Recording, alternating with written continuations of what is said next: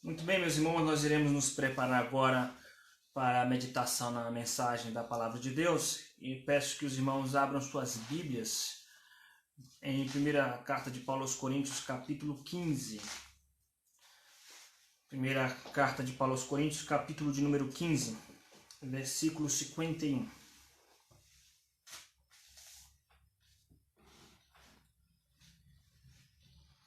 Até o versículo de número 58. Então, primeira de Paulo aos Coríntios, capítulo 15, versículo de número 50, 51, até o versículo 58.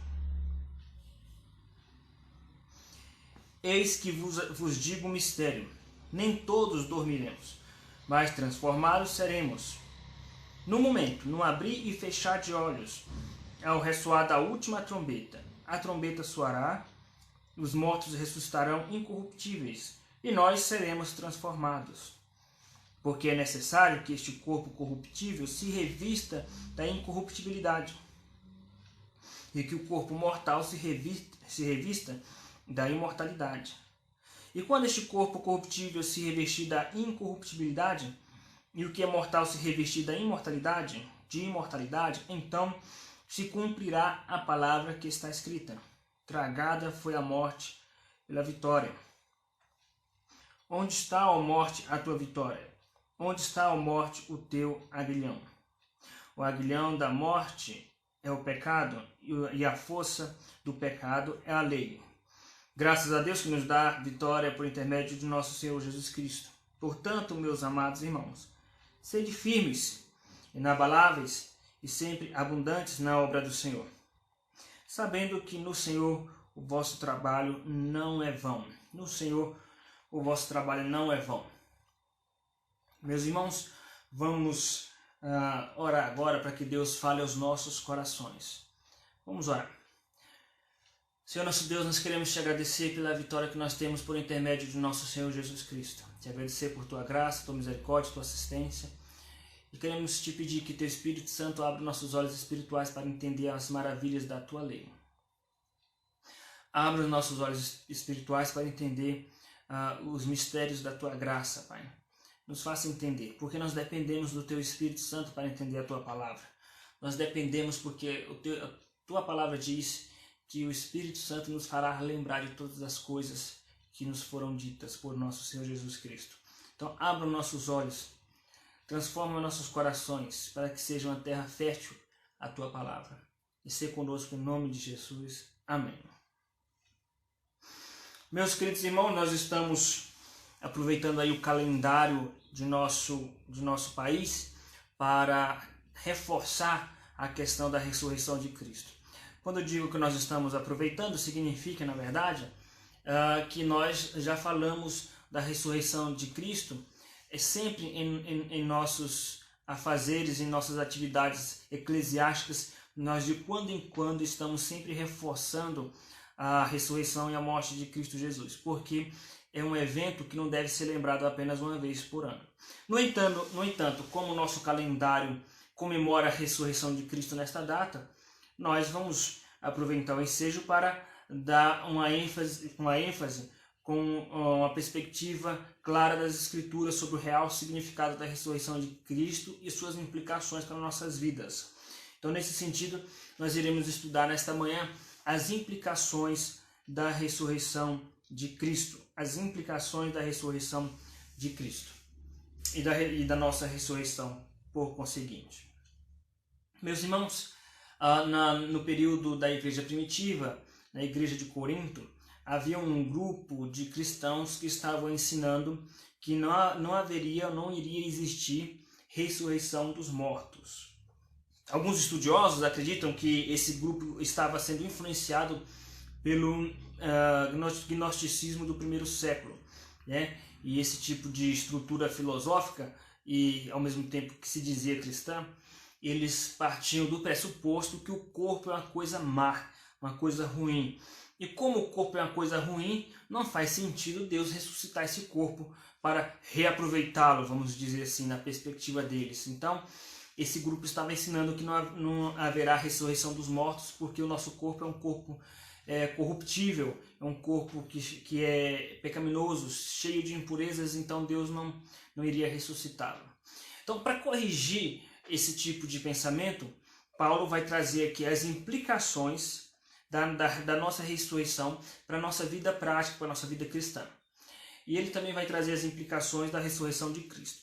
E ele, para provar que vai haver sim ressurreição dos mortos, ele então traz uma série de argumentos falando sobre a ressurreição de Cristo, demonstrando que Cristo é a primícia dos que dormem, ou seja, Cristo foi o primeiro a ressuscitar para garantir nossa ressurreição final. Ele também fundamenta a justificação na ressurreição. A ressurreição de Cristo é o que garante a nossa ressurreição. E ele ainda diz que se os mortos não vão ressuscitar, então Cristo também não ressuscitou. Então é um jogo de argumentos lógicos, mas ele diz, mas de fato Cristo ressuscitou. Versículo 20, mas de fato Cristo ressuscitou dentre os mortos, sendo ele a primícia dos que dormem. Então, para fundamentar esse argumento, ele demonstra que Cristo ressuscitou. Então, se Cristo ressuscitou, nós seremos ressuscitados no fim dos tempos, na volta de Cristo. Então, ele vai mostrar também a importância da ressurreição para a vida cristã, para o caráter do crente. Então, a gente às vezes, de tanto assistir filmes sobre Jesus, ou de tanto estudar a ressurreição apenas de uma perspectiva de tradições, especialmente um tradicionalismo católico romano, então às vezes a gente não se atenta para as implicações disso para o nosso caráter. O que tem a ver a ressurreição de Cristo com o meu caráter cristão? Quais são as implicações que a ressurreição traz para a minha vida com Deus, para o meu trabalho na igreja? E é disso que nós iremos tratar. As implicações da ressurreição para a nossa vida, tá?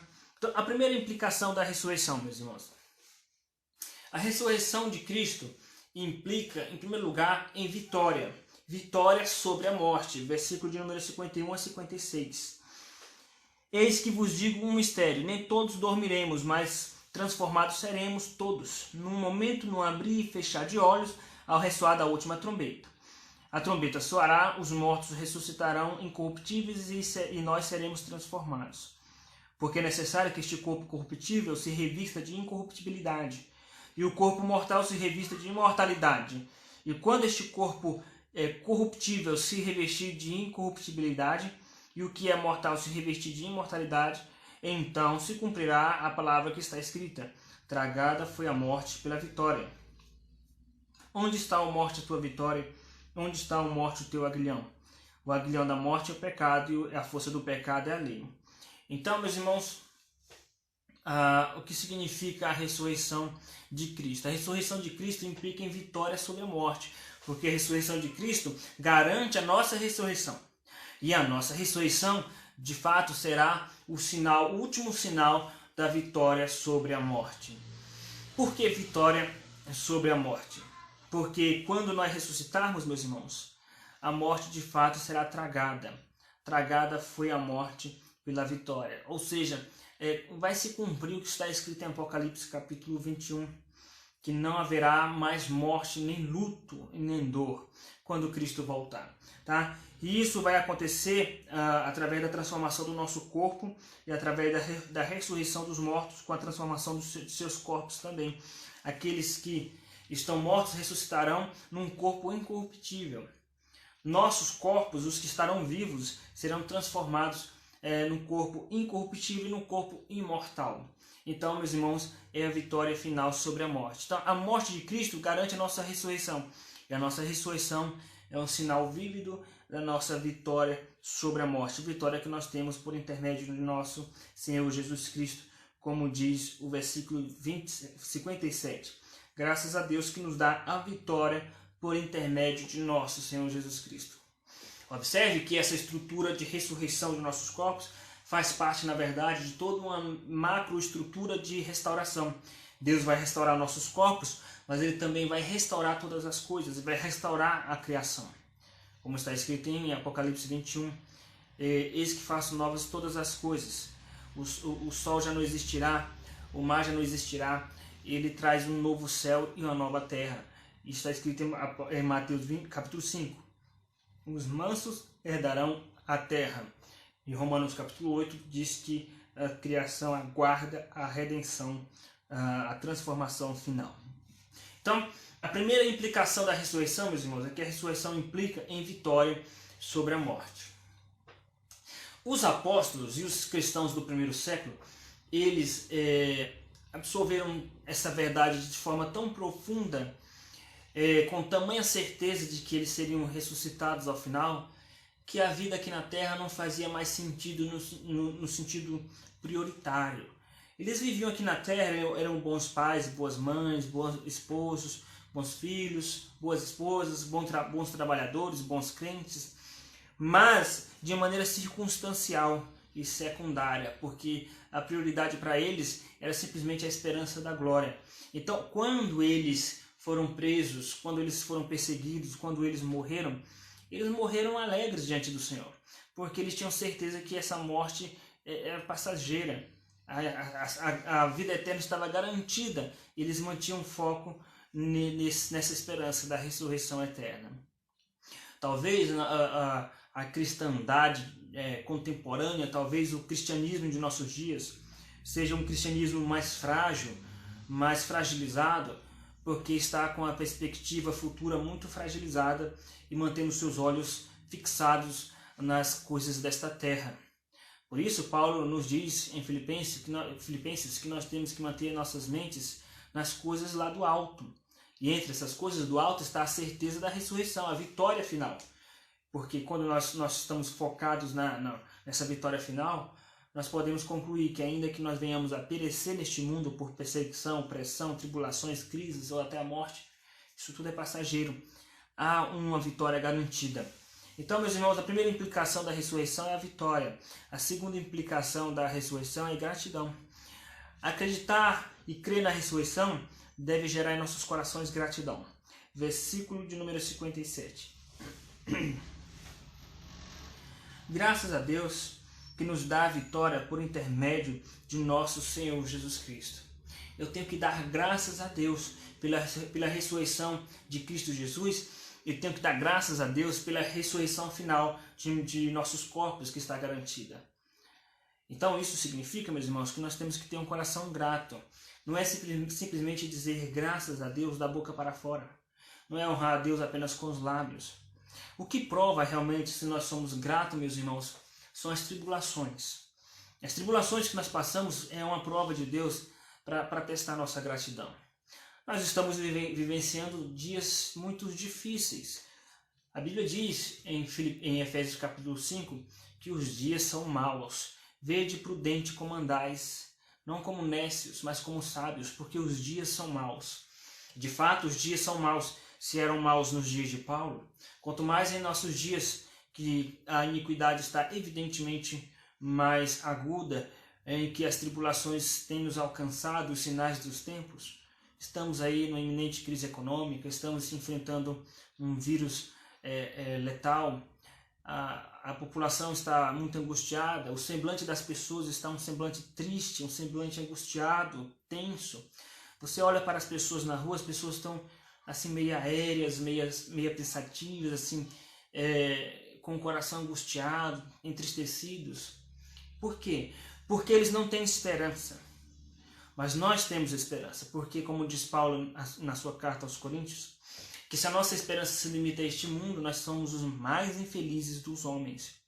De fato, nossa esperança não se limita a este mundo, a nossa esperança está focada na glória, na ressurreição final. Por isso que o apóstolo Paulo nos diz em Romanos capítulo 5, justificados, pois, mediante a fé, nós temos paz com Deus por intermédio do nosso Senhor Jesus Cristo, por intermédio de quem obtivemos agora igualmente acesso a esta graça. E não somente isto, mas nos gloriamos na esperança da glória de Deus. Nos gloriamos na esperança da glória de Deus. No versículo 5 ele diz, e essa esperança não confunde, porque o amor de Deus é derramado em nossos corações pelo Espírito Santo que nos foi outorgado.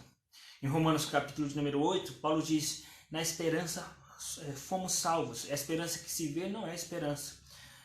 Mas a esperança que não se vê, de fato, é essa esperança. Esperança da glória de Deus. Esperança da ressurreição final. esperança de que Cristo vai nos libertar desse corpo mortal, esperança de que nós iremos vencer o pecado de uma vez por todas em Cristo Jesus, esperança de que nós não iremos mais chorar, mas nos entristecermos, esperança de que nós não sentiremos mais gemidos e angústias em nossos corações por causa do pecado dos outros, por causa dos nossos pecados, por causa do pecado do mundo. Nós temos essa esperança de que nós ressuscitaremos. Meus irmãos, a partir do momento que o nosso foco está nessa esperança, nós seremos gratos a Deus. E quando nós formos gratos de fato, o mundo não vai mais olhar para nós e enxergar semblantes abatidos. O mundo vai olhar para nós e enxergar semblantes diferenciados, semblantes esperançosos, semblantes cheios de paz, cheios de alegria. Porque esse é um semblante de uma pessoa grata a Deus. Agora, o que acontece é que estamos experimentando uma geração de crentes, salvo as exceções, que sempre há as exceções, mas é uma geração que, quando vem as lutas, isso nos abate, nos entristece. Mas se nossos corações fossem gratos de fato, as lutas não iriam nos abater. Não iriam nos abater, porque nosso foco estaria na glória, nosso foco estaria naquilo que Cristo já fez por nós. Então sejamos gratos a Deus pela vitória em Cristo Jesus da ressurreição. A doutrina da ressurreição não é só um ensino sobre cristologia, é um ensino sobre cristologia que é verdade, que é fato e que transforma nossas vidas. Então, ainda que nós venhamos a perecer nessa terra, passar por lutas, nós devemos ser gratos a Deus, porque quando o meu foco está na glória, quando o nosso foco está na ressurreição final, as lutas que nós enfrentamos têm um peso leve e momentâneo. É por isso que Paulo diz que a nossa luta é leve e momentânea se comparada ao peso de glória que está preparado para nós. Então, para que nós sejamos de fato gratos, nós devemos comparar as nossas lutas com a glória que Deus tem preparado para nós. Então veja, por que a nossa luta é leve? Porque nós temos toda uma eternidade ao lado do Senhor, em um estado de glória e perfeição. Por que a nossa luta é momentânea? Porque o tempo que nós ainda temos de luta comparado com a eternidade é incomparável. Enquanto que os ímpios podem até usufruir algumas vezes de momentos de alegria nesse mundo, mas passarão a eternidade no inferno. Mas os crentes passarão a eternidade na presença de Deus. Isso deve gerar gratidão a Deus. Por isso que Paulo diz, graças a Deus. Então, meus irmãos, a primeira implicação da ressurreição é que implica em vitória. A segunda implicação da ressurreição implica em gratidão a Deus. Então, sejamos gratos a Deus. A terceira implicação da ressurreição, meus irmãos, é que implica em serviço, em servir a Deus. Essa verdade que Paulo nos ensina a respeito da ressurreição tem como objetivo nos estimular ao serviço, mas um serviço de uma forma pura. Versículo 58 fala sobre isso. Portanto, meus amados irmãos, sede firmes, inabaláveis e sempre abundantes na obra do Senhor, sabendo que no Senhor o vosso trabalho não é vão. Veja que ele usa essa conjunção portanto. Quando ele diz portanto, ele está concluindo e fazendo um elo, uma ligação com o que ele estava falando antes. Quando ele diz portanto, ele quer dizer por isso, por causa disso, por causa da ressurreição final, por causa da garantia de vitória, por causa da garantia da glória eterna. Isso deve mudar a nossa vida. Nós devemos servir a Deus. Nós devemos trabalhar na obra do Senhor de forma inabalável. Ele diz, sede firmes, inabaláveis e sempre abundantes na obra do Senhor. Devemos ser sempre abundantes na obra do Senhor, sabendo que no Senhor o vosso trabalho não é vão. Ou seja, ele fala de obra, ergon, e ele fala de trabalho, de trabalhar para Deus. Nós devemos trabalhar para Deus como fruto da nossa certeza de vida eterna, como fruto da ressurreição final. Agora, trabalhar para Deus, meus irmãos, não é fácil. É motivo de muita alegria, mas ao mesmo tempo tem os desafios e ao mesmo tempo não é algo fácil. Por quê? Porque no meio do caminho, quando nós estamos trabalhando para Deus, o diabo se levanta contra o nosso trabalho, contra o nosso serviço, para nos desanimar. Os ímpios se levantam contra o nosso trabalho. Às vezes, os próprios irmãos em Cristo se levantam. Isso vai desanimando, vai desgastando. E é necessário que nós venhamos a nos manter inabaláveis e firmes.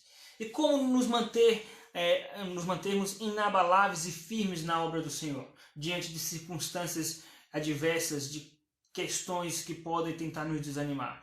Se o nosso foco estiver na ressurreição final, no presente que Deus nos dá, que é a ressurreição final.